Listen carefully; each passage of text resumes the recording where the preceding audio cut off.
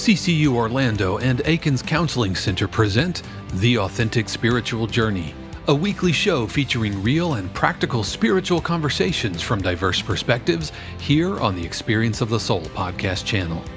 Today, episode 29, Visualization and Goals. And now, your host, Reverend Cynthia Alice Anderson, and special guest, Steve Luciano.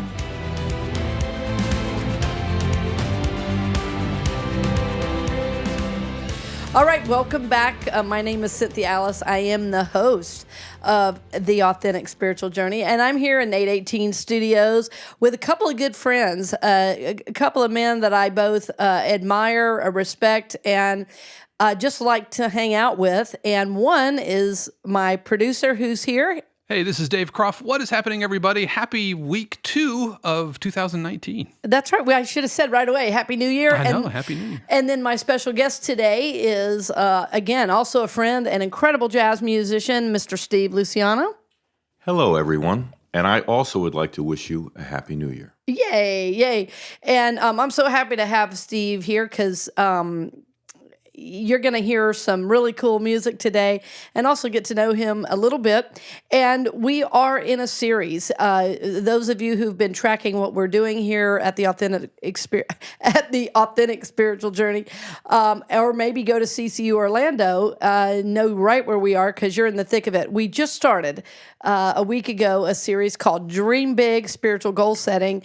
And today is definitely a part of that because we want to continue to support your soul growth and evolution. And as always, what we're doing on the show is just having some spiritual conversations among friends. And that's what today is about. I'll be sharing some of my journey. Steve will as well, with some playing. And I know Dave also is always good for some question and dialogue. And just so you know, as our listener, we often feel that Dave is the voice of the listener. So if there's ever feedback or questions that you would like us to address that we haven't done so yet, please feel free to reach out. Absolutely. Check us out at experienceofthesoul.com. And as a reminder, if you are driving or maybe you're in the middle of a yoga pose right now and you can't get to a notepad, remember there are always links to everything we talk about in our show notes that you can check out at experienceofthesoul.com. And we also will have the link to the CCU series, the Dream Big series. So you can check all that out.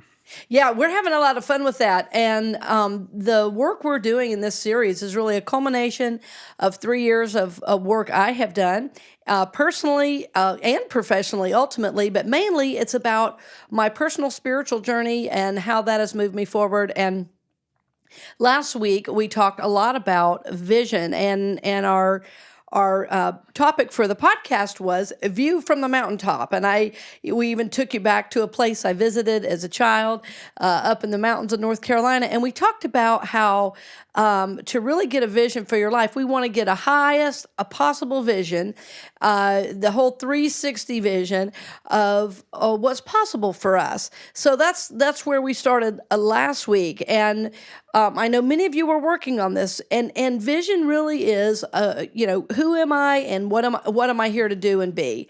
And it's not about your job. It's not about your age. It's really about who am I here to be? And in fact, what am I here to do during the time I have here? So today we're following up with that because it's really important for me not just to get vision, but then to follow that with some really spiritually guided action. So today is both about visualization and goals because once we get our vision, it's very important to follow that up with action. And so first is the vision, number one. And if you're not sure about what your vision is, and Steve and I were talking about this a little bit before the show started, if you're not sure yet about vision, be about, what you like to do. What do you love to do? And that's going to be a real clue as to, what your vision is.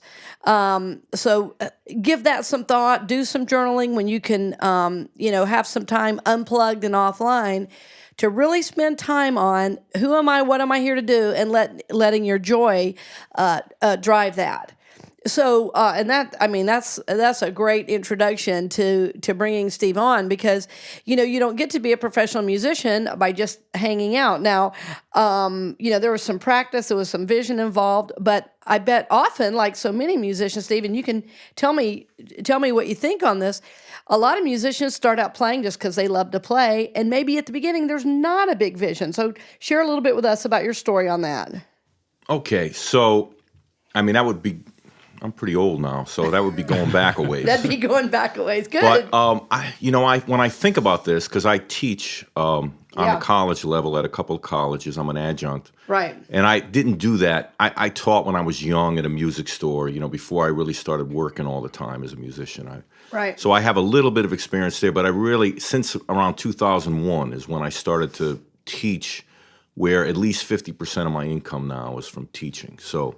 Mm-hmm. And I've had a lot of students, it's funny how the time goes, because I have a lot of students now that are in the professional world as players and stuff. So when I first started out as a student, I was my dad played guitar as an amateur. He loved music, and he could, he grew up. He was born in 1930, so his era was the 40s. As a teenager and stuff. And so he can play all those tunes by ear. He strummed chords and played, and he sang really nice. Mm-hmm. Which is something I think maybe is in me somewhere, but I never pursued it, because I don't have that kind of personality. Yeah. It takes a certain kind of personality. Yes. To do that, and so, but he was very encouraging to me, as the rest of my family was, to play the guitar. So when I was 12, we just got lucky to get a good teacher. We didn't really know anybody. Right. I certainly didn't. And I got a great teacher. It's a guy named Joe Tenari, who lived in that area, or not, in the next town over. And he's still a well-known teacher up in Connecticut. Matter of fact, I just spent some time with him when I was up there during Christmas. So we try to, keep in touch. But anyway, I didn't have a vision. Yes. I just practiced. Yeah, right. You know what I mean? So I really didn't, of what kind of music I liked. I liked what I didn't really realize, but I liked jazz. Yes. And I loved bossa nova stuff, because that's what my dad listened to. Yes, he listened to an older style. I mean, I love the music of my generation, which everyone should. You shouldn't. The music of my generation was the 60s and 70s, and Motown and funk. And so I love that stuff. I grew up with it, and I love it. But what really spoke to me was the other kind of music. Yes. But I didn't really even realize it. I just practiced. My friends, I didn't have music friends. I had more sports and that kind of stuff in school. So that's something I did that wasn't a part of any other life that I had for a couple of years. Right. Until I got to be maybe almost 14, like still 13 years old, and I learned for the first time the voicings that I heard, major sevens and minor sevens, altered dominants, and it just freaked me out. Yeah. It was like, man, this is cool. And when you learn those things back then, this is like maybe 1969 at this point. Right. And so my teacher would show me something, and I couldn't record it. I couldn't video it like I let my students do now. So we'd rush home. And then try to go I'd go to the practice room and try to memorize it. And then once I got there, I never stopped. Once I got to that point, I knew that's what I wanted to do. Play a couple of those chords that you're talking about, so we like can. This kind of sound. Nice.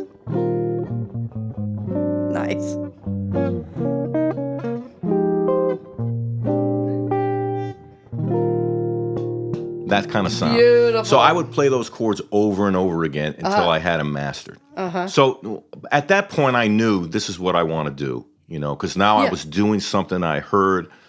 And so from that point, that's kind of the spiritual journey, because music, if you want to get out what's inside of you, then you have to go to the spiritual side of life to do that. I believe. Yes. That's been my experience and the experience of a lot of other people I know. Yes. So that's kind of what I did. I remember reading. I listened. I bought albums on my own. I read Downbeat and later on Guitar Player magazine. I think came out in 1970. Yeah. I remember reading an interview with Barney Kessel, who was one of the original great jazz guitar players in a line to Charlie Christian.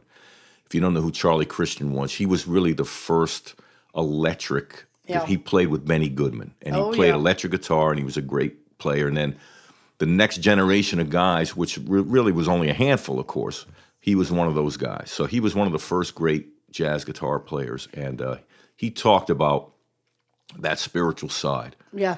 And I didn't get it. I mean, I knew it was important, but, about reading poetry Yeah. and reading books and just experiencing life makes you a better player.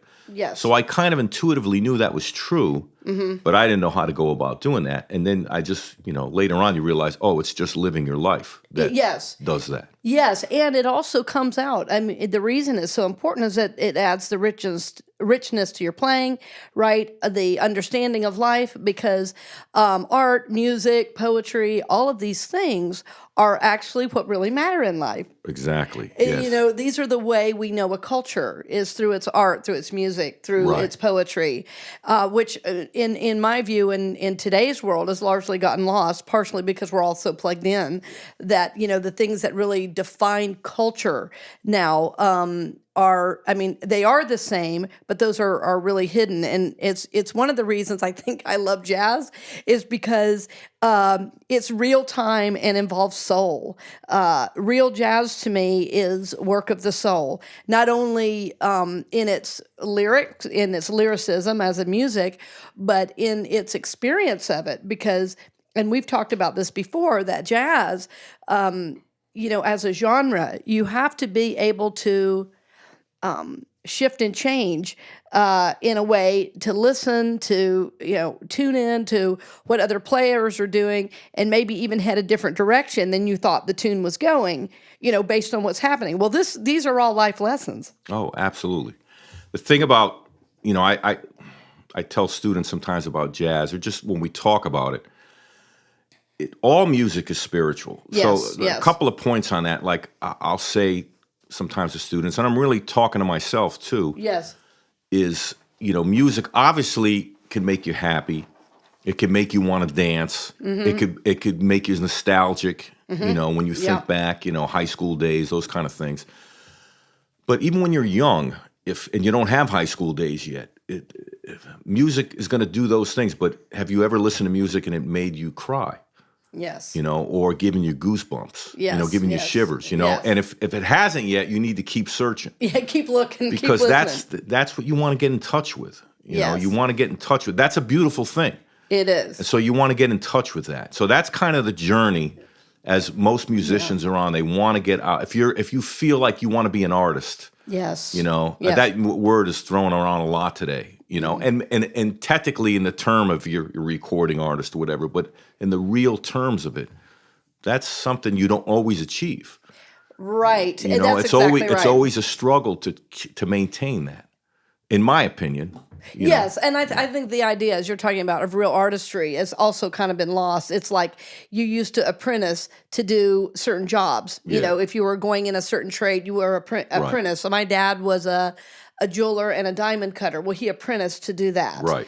He worked during the day and apprenticed at night until he was capable of taking over that craft.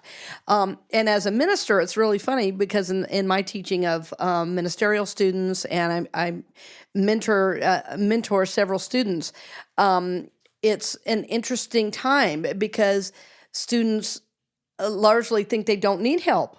And so there seems to be a cultural narcissism that's throughout, that there's not a realization that if you've done something for quite a while, you're going to have some wisdom to bring. And what's happened in the last few years, I've been in this long enough now that students have come back. That's all right. That's all right.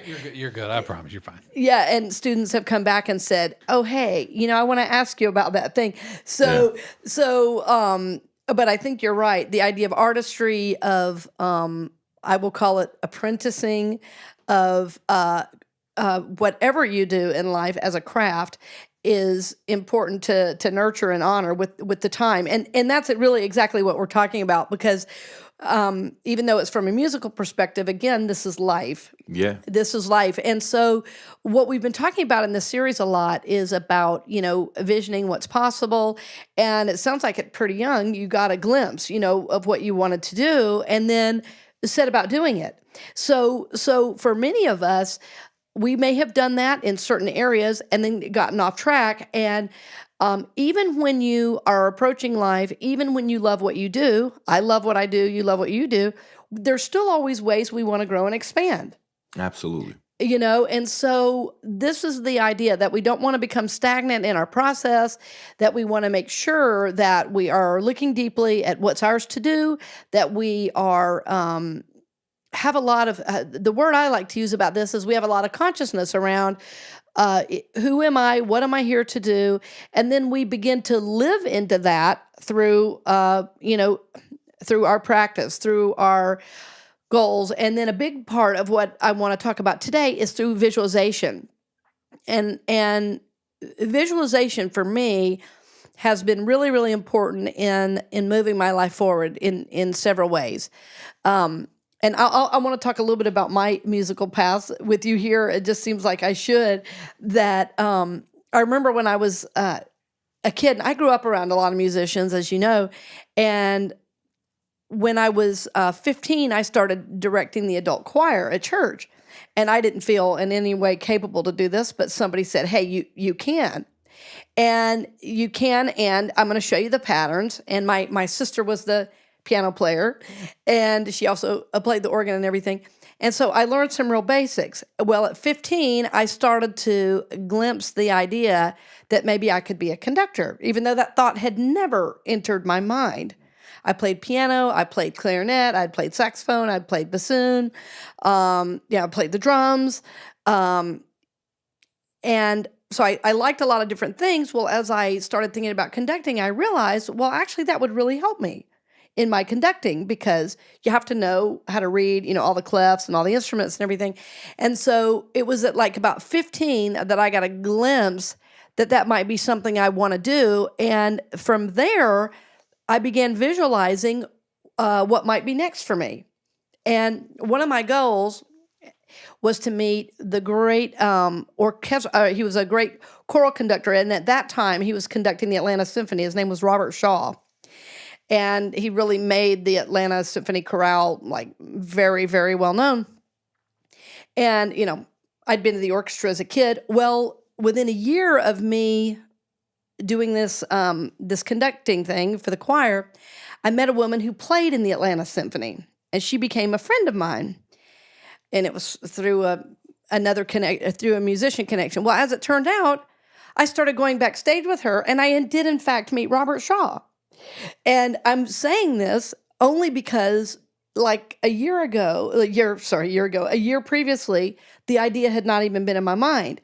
But just the fact that I created this space to have this happen, it came forward for me.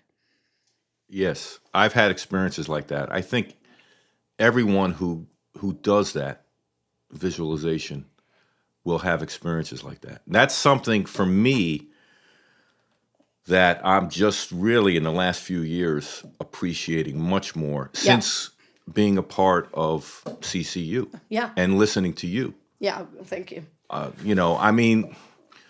grew up in a family with a lot of love, but not so much the metaphysical side of life. Right, right. Yeah.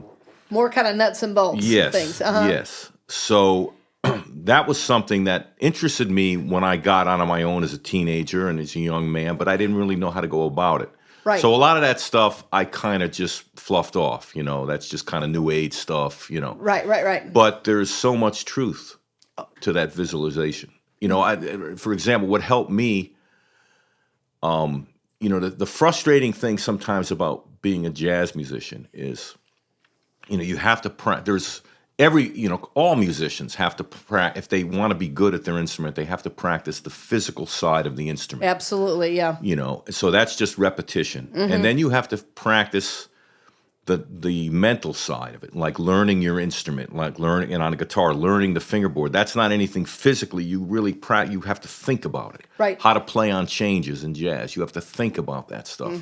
You might be able to play 1,000 miles an hour, but if you don't know where the changes are and what, you're not going to be able to really say anything. So that's all the mental part of it. So you also have to get in touch with the spiritual side. Now, when I say this, I don't mean, now I know in classical music, it's not only very, very physical, you have to practice, it's very, very difficult. Huge. Classical guitar, which I know something about, I've studied classical guitar.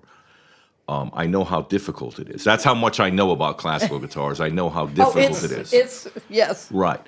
But if you practice enough, you could be successful at it. It might take, 1,000 hours, 10,000 hours, whatever, but you'll get it. If you're, dedicated. Now, I know there's an emotional side to the playing too, but even more so in jazz, you could practice all that. You could have all the chops in the world. That's right. Go on a gig and hate what you did. That's right. Because you didn't get in touch with that, in your improvisation. Yes. So visualizing has helped me with that. And, and just knowing the bigger picture, it's hard, it sounds like a contradiction, but I don't care about it as much. I know it's going to happen. Yes. So, yes, I'll have better nights than other nights, but the nights that I feel like I didn't get, I still feel like I said something.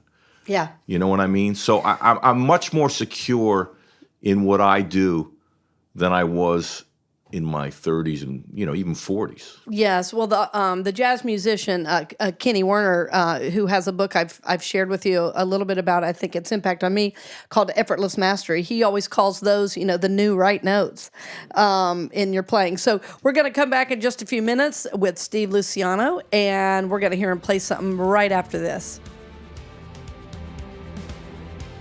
We'll return to the program in just a few moments, but first, we wanted to give a special word of thanks to our podcast partner, CCU Orlando, who has helped make this episode of the Authentic Spiritual Journey possible. Christ Church Unity is a welcoming community dedicated to transforming lives, celebrating diversity, and supporting soul growth. CCU Orlando is located at 771 Holden Avenue in Orlando, Florida, with Sunday services at 9 and 11 a.m. You can stream services live online as well as learn more at christchurchunity.net. We would also like to extend our thanks to our podcast partner, Aikens Counseling Center. Cassandra Aikens is a licensed mental health counselor dedicated to creating sacred space where clients can explore their own inner process in a safe, non-judgmental, and supportive environment. She works with individuals, couples, and groups who are seeking to live a more authentic life. Aikens Counseling Center is located in Winter Park, Florida, and can be found on the web at CassandraAikens.com. We now return you to this week's episode of The Authentic Spiritual Journey.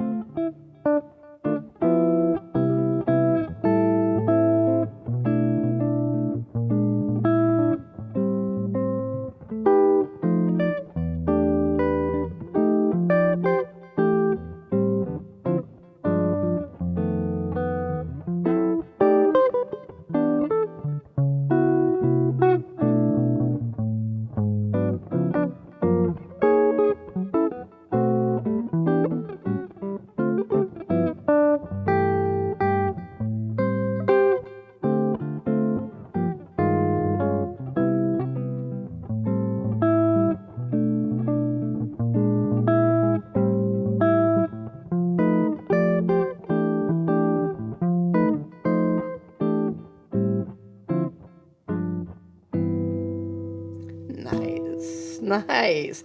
And that was a tune by Steve Luciano. He wrote that tune, so. Yes, I did. I wrote that song for my triplets, who are now 32 years old. When they were, so that's an old song. I wrote that song around 1987. They were born in 1986.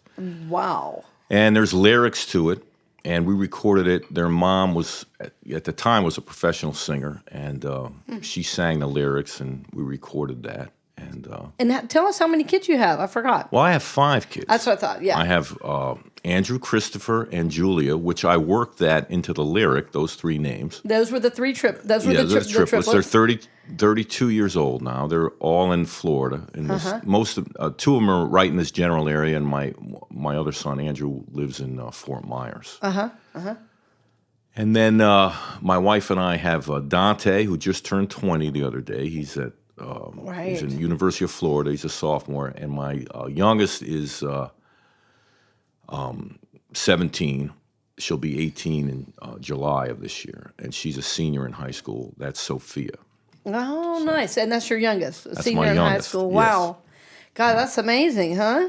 How'd yes, that happen? It is. Well, I've been very blessed because all my kids are doing great, awesome. And that's, and I'm very happy about that because you never know, And, yeah, because, we talk so much about the soul journey, and wow, every kid comes in with a journey, and I think as parents, we just do the best we can to guide them and cut them loose and say, hey, good luck, because it is an individual journey. No matter how you parent, each child has a choice to make, in the journey. So, well, thank you for playing that. I really wanted to hear you play because I didn't think I'd ever heard that tune. No, that's not.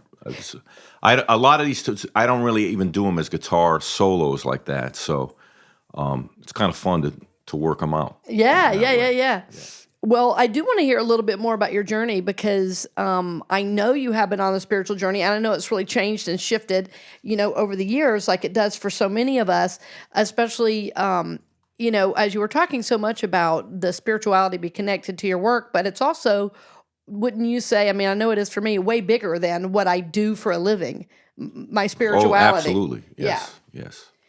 Yeah, so say a little bit more about, I know you've been, I don't know, this may be not quite the right way of saying it, not on the search spiritually, but, kind of finding your ground spiritually. What was that process like for you?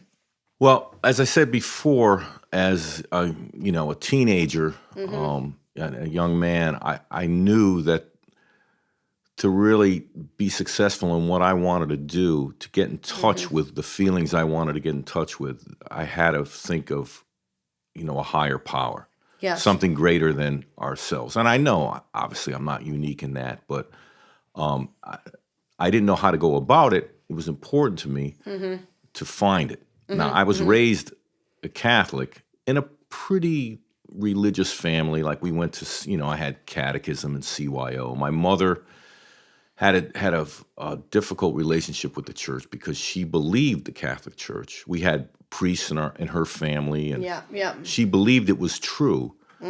But she was born also in 1930, and her father died when she was 5 years old. So her mother had to go back to work. It was the middle of the Depression, 1935 is when her father died. She was 5 years old.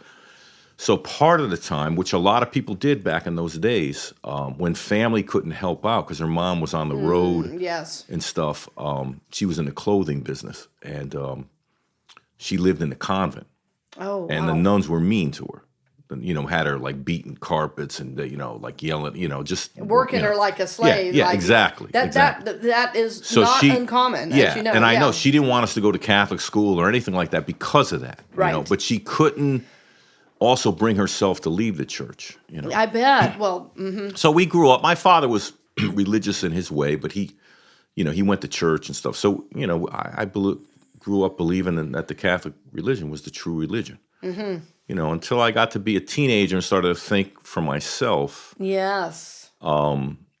And again, for any Catholics out there, I'm not saying that it's not, but for me, it wasn't. Right. It wasn't. I saw a lot of contradictions. Right, and we always say on the show, we love you, bless you, wherever you are. We're just sharing our journeys. So, right. So that was my journey, knowing that even making a conscious decision that Yeah. I really didn't want to go to church, before anything else. And then I got in with some friends, musicians, who were studying with Jehovah's Witnesses. This yes. So I was like maybe 19 years old. Wow. So because of my background of believing that the Bible was the literal word of God, and boom, they know the Bible. Jehovah's Witnesses know the Bible, and they know what they believe. You know what I mean? So when I heard what they had to say, excuse me, when I heard what they had to say, it resonated with me. I bet. Because I believed the Bible at the time was the literal word of God. Yes, yes. So for about, I don't know, maybe 5-6 years, I became a Jehovah's Witness to the big chagrin of my family. I bet. Yeah. Because that religion, again, I still have people that were friends, became friends that were Jehovah's Witnesses that I feel, I haven't seen them in, 40 years, 30 years, that I still feel they're my friends. I still respect them.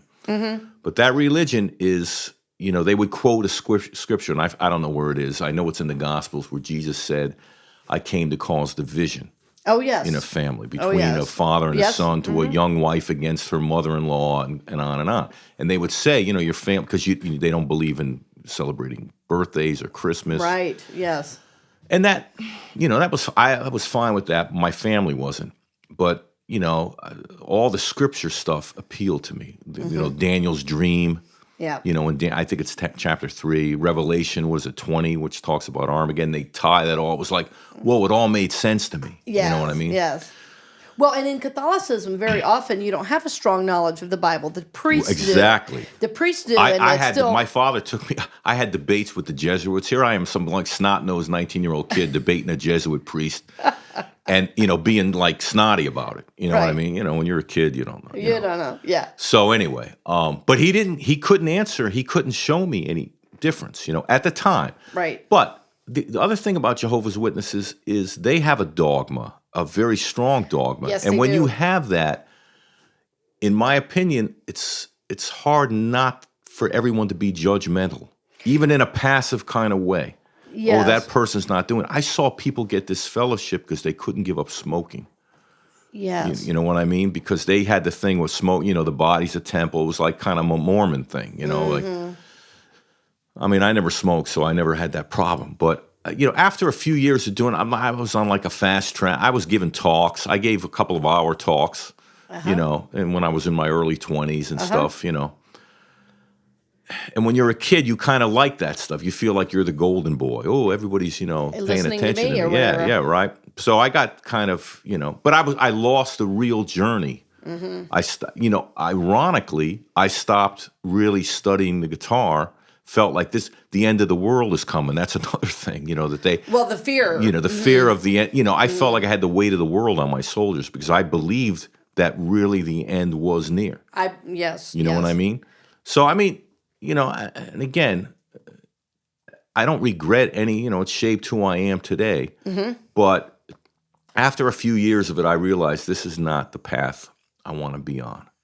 So I kind of broke away from that. But when I moved to Florida, right away, pretty much I want to play music, and I want, and it's okay if I play in a smoky club or it's okay, and yes, you know what I mean. If I have some friends that are great musicians that are atheists, you know what I mean. That's okay, Yes.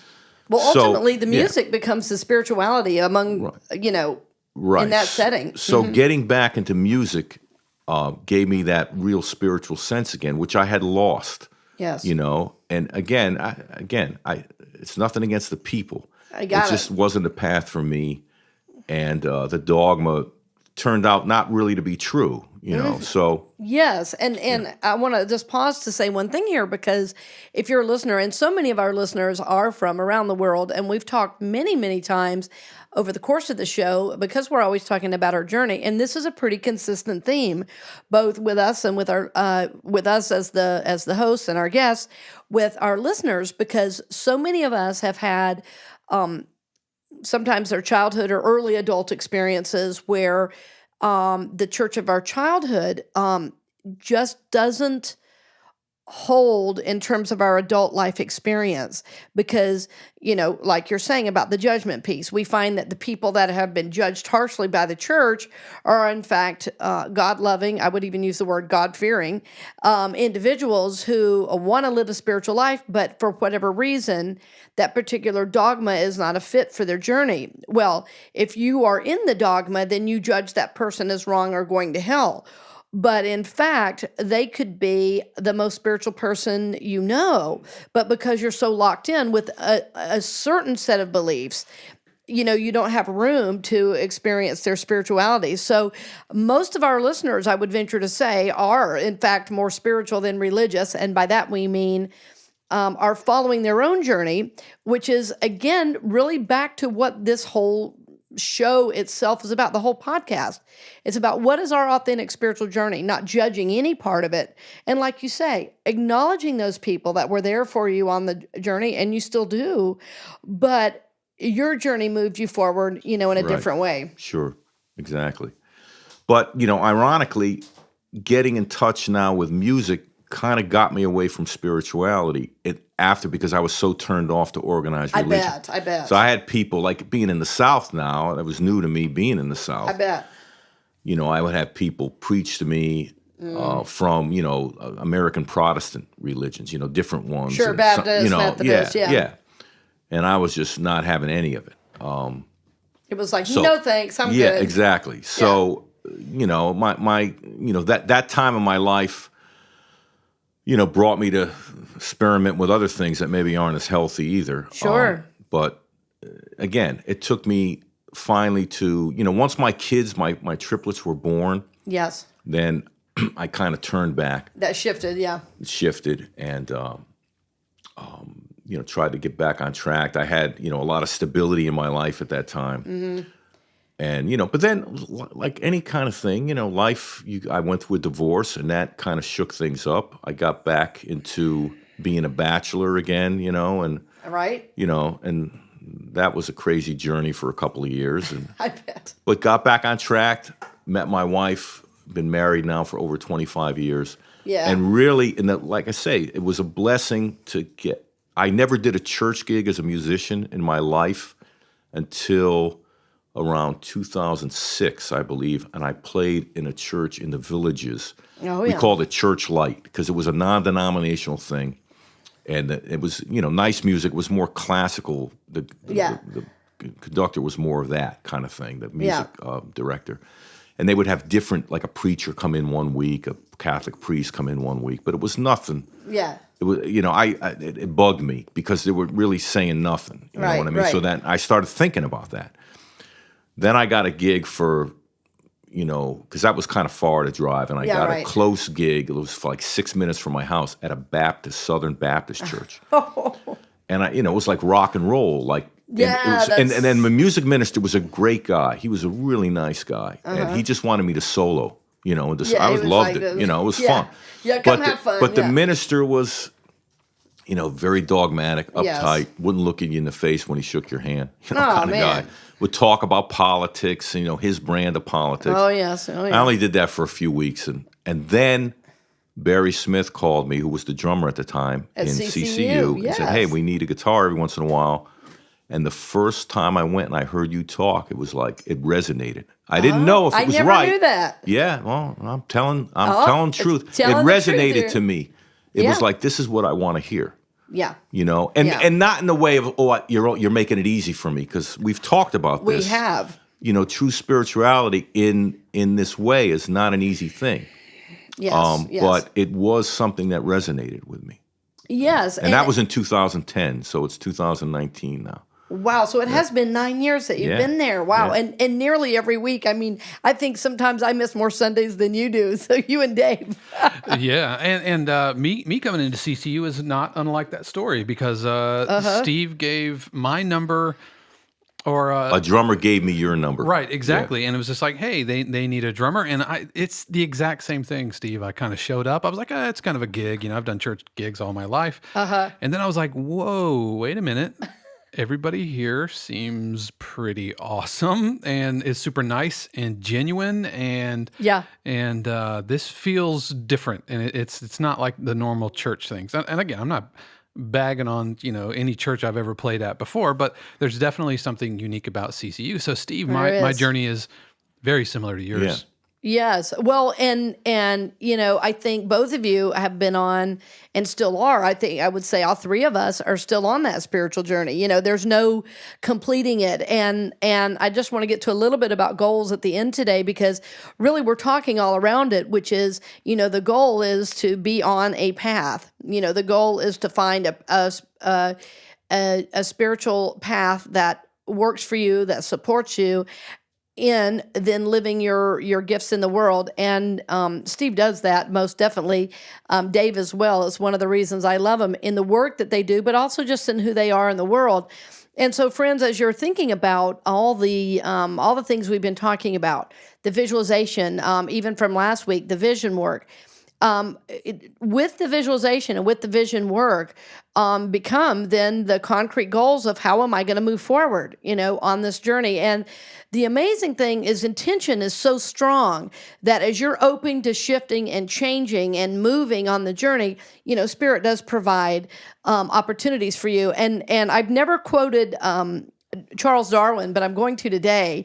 It's actually a quote that I've had hanging in my office at home for about 5 years. We actually just moved it for something else, but it's a great quote, which says, Darwin's is quoted as saying, "It is not the most intellectual or the strongest species that survives, but the species that survives is the one that is able to adapt to or adjust best to the changing environment in which it finds itself."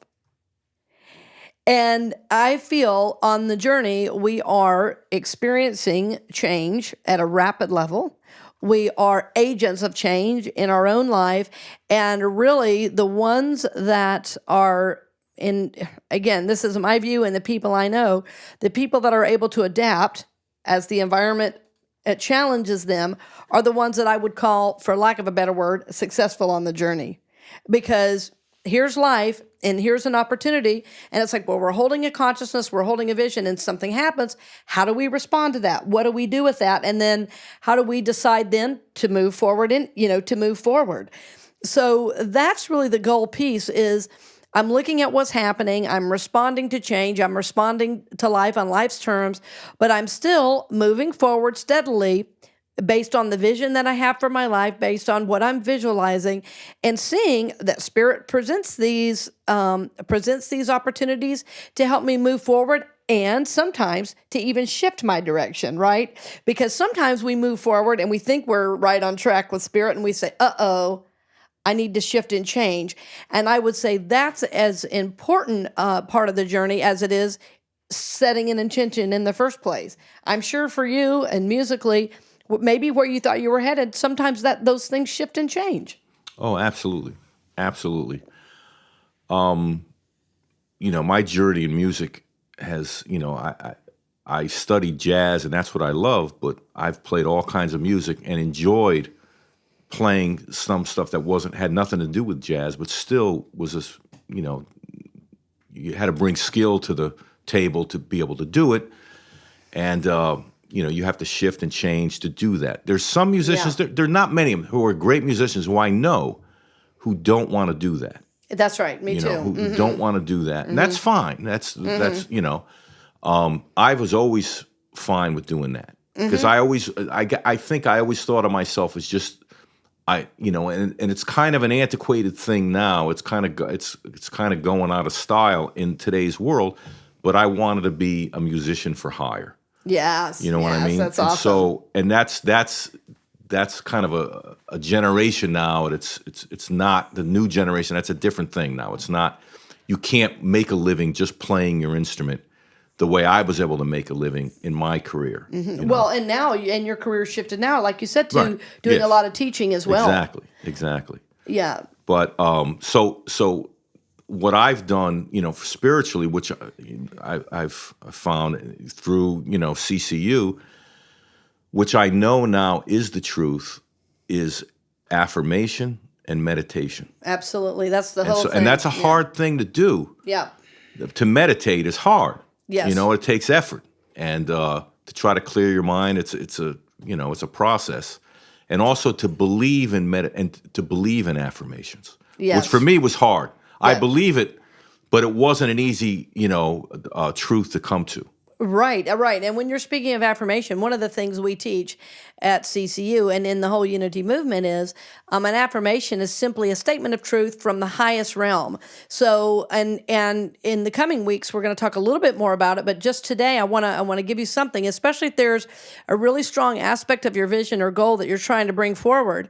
It's important to make an affirmation that will resonate with you personally, that you can affirm. And one of the ways I do it in my daily practice, and for actually over a year, I was doing one every day. And right now I'm in a little bit different process, but it's important to have the affirmation be maybe not where you are, but where you want to be. And so an affirmation is a statement of truth from the highest realm, so that there's something you want to do, something you're wanting to experience.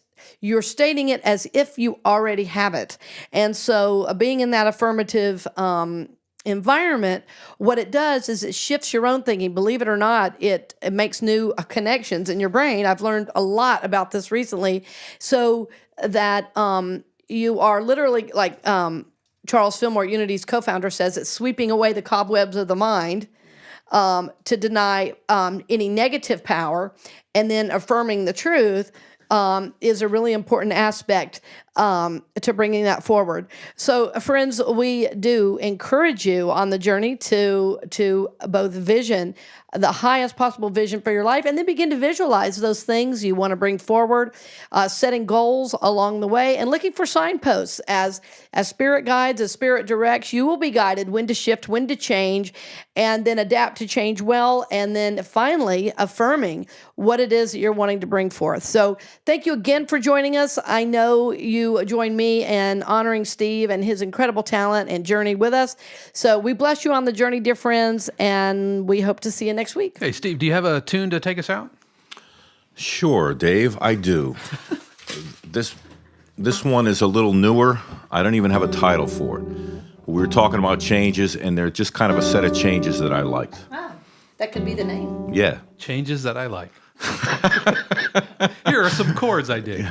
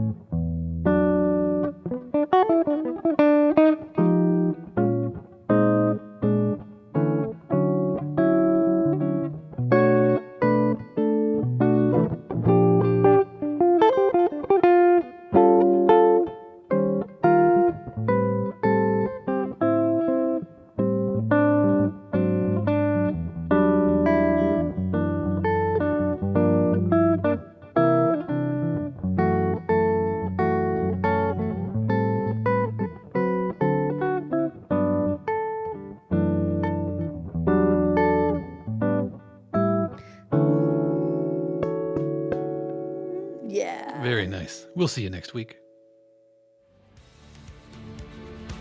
We hope you've enjoyed this episode of The Authentic Spiritual Journey, presented by CCU Orlando and Aikens Counseling Center here on the Experience of the Soul podcast channel. This channel is made possible through the continued support of our angel patrons, Dove Borland, Angela Martinez, Peter Gibson, Paul Caswell, along with our partner patrons, CCU Orlando and Aikens Counseling Center. If you would like to help be a part of bringing shows like this and other programs to the channel, please consider becoming a patron.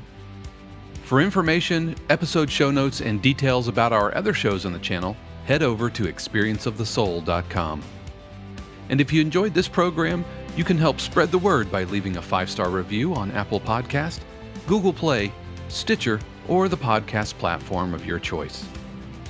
The Authentic Spiritual Journey is copyright 2018, Cynthia Alice Anderson, all rights reserved. Our theme music is composed by Shannon Croft and used with permission. The Experience of the Soul podcast channel is a production of 818 Studios.